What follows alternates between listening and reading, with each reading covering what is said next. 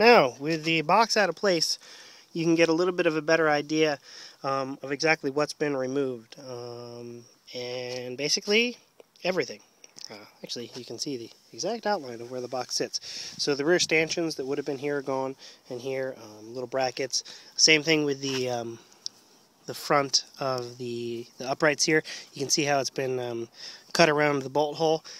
The carpet is still there, still in between them, smashed onto it. But what I wanted to make note of was I just mentioned wires. And if anybody does have anything that they want wired underneath there, want to wire a utility light in or a charger socket or something like that, I do have it set up so that you can see where the seat box comes around, and then you can see where it touches the carpet.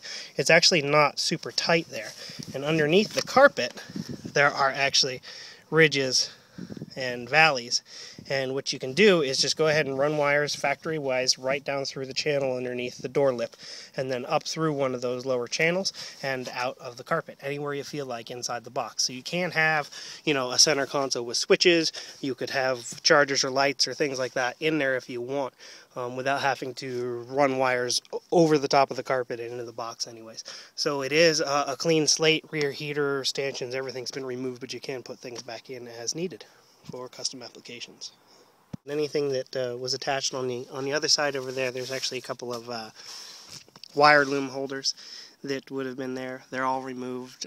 Any of the tool holders, everything's gone, simply because I figured that stuff would get in the way.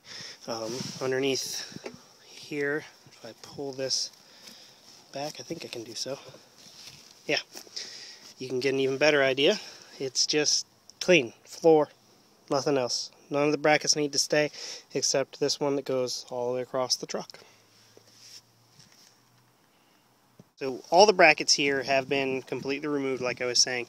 The one thing that I do want to point out, though, here is that this brace that goes all the way across from side to side, there are two cuts that are made in it, and one is right here, and the other matches it on the other side is right here. And you can see there is actually a little hole. It's a great spot to use as an indicator for where the little cut needs to be.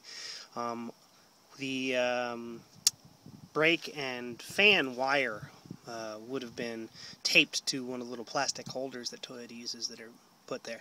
And basically all I've done is come in with a cutoff wheel or a jigsaw. Actually, jigsaw would be a little tight. Cutoff wheel is probably better. And it's just a simple slice and slice. So slice up to that hole, slice off of that hole. You've taken off a tiny little triangle. And that is just a little clearance helper for the corner of where the lid comes down and closes in on itself. So you'll be able to see it once the box is set down on top of everything. But I needed to point that out because otherwise you'll have a really hard time getting those bolts in place.